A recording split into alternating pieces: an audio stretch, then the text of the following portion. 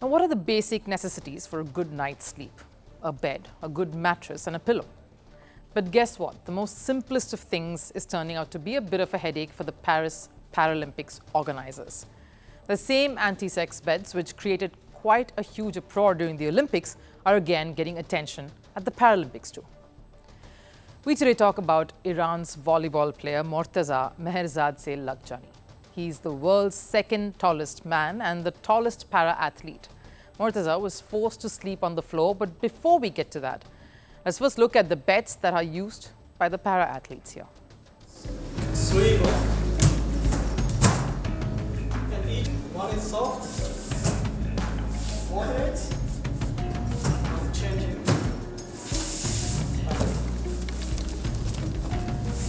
Okay, look at this.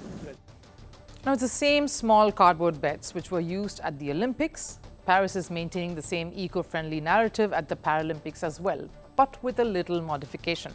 They've been installed at a special height, which makes it accessible for the para-athletes. All good, but what about the length? Because the person facing the issue is over 8 feet tall.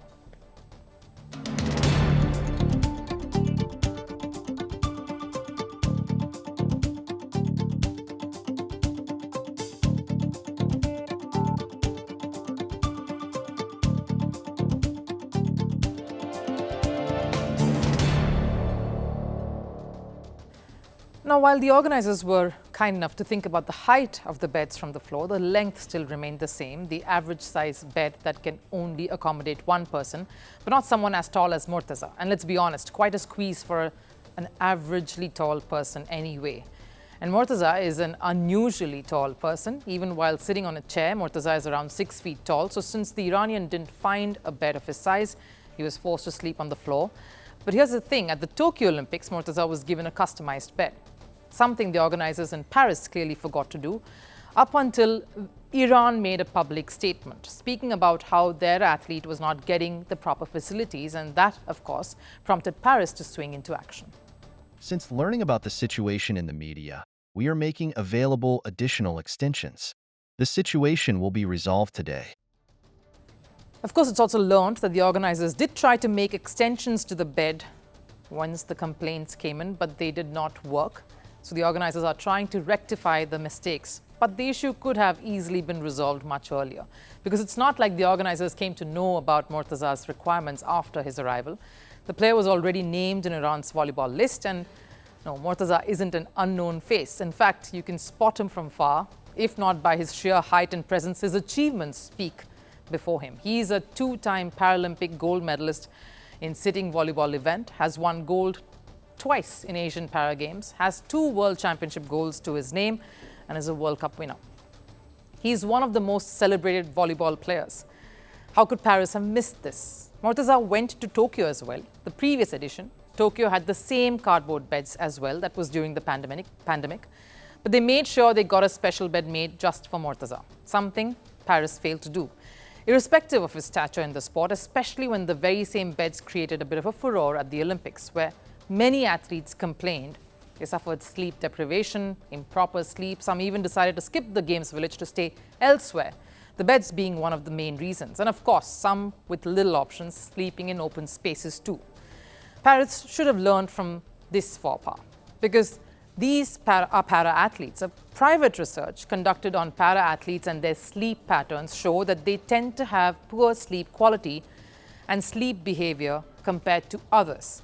They suffer symptoms of insomnia, waking up through the night, movements during sleep, and overall poor sleep quality. It's because of the health issues they face and the injuries they are prone to, more than other abled athletes. So it was more essential for the Paralympic organizers to get this right, to provide the proper facilities for all of their para-athletes. Morteza's coach, though, says the player has embraced the situation and was focused on his performance. He doesn't have a special bed, but he has got the most important aim in his mind. It doesn't matter for him whether he will lay on the floor or he's not going to have enough to eat. In any way, he has the mind to become a champion. Clearly, Morteza wasn't too bothered about sleeping on the floor. More than the facilities, he's concerned about making his country proud. And it comes as no surprise because Morteza has seen and been through far worse. He's someone who spent 11 years all indoors, barely stepping out of his house because people stared at him because of his unusual height. He's a Paralympic champion now, so obviously people see him a little differently, but to Morteza, it is him battling yet another challenge. He probably doesn't care about what the organizers provide him with. At the end of the day, all he would want to do is walk away with a gold medal and sleep in the comfort of his home as a 3-time Paralympic gold medalist. Climate change is on our doorstep. It's time for a revolution to take root. And it starts with 1.4 billion Indians. It starts with one tree for humanity, one tree for Mother Earth, one tree for a future. Project One Tree, a News 18 network initiative.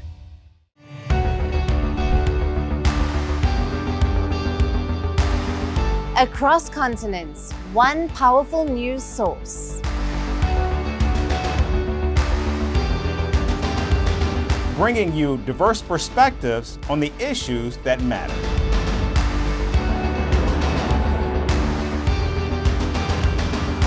We go beyond the boundaries to give you that little extra about every sporting moment.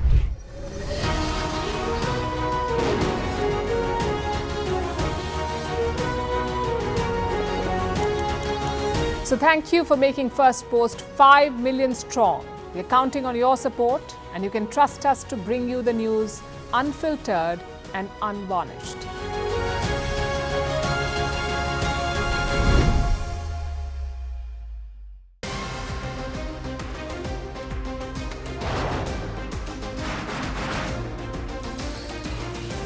On the show today, the T20 World Cup bandwagon has moved across to the West Indies. What can you expect from this?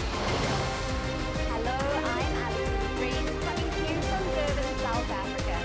Today we have a special show. Start with a report on India's shifting nuclear posture. For the first time since India officially became a nuclear power. Hello and welcome to Firstpost America.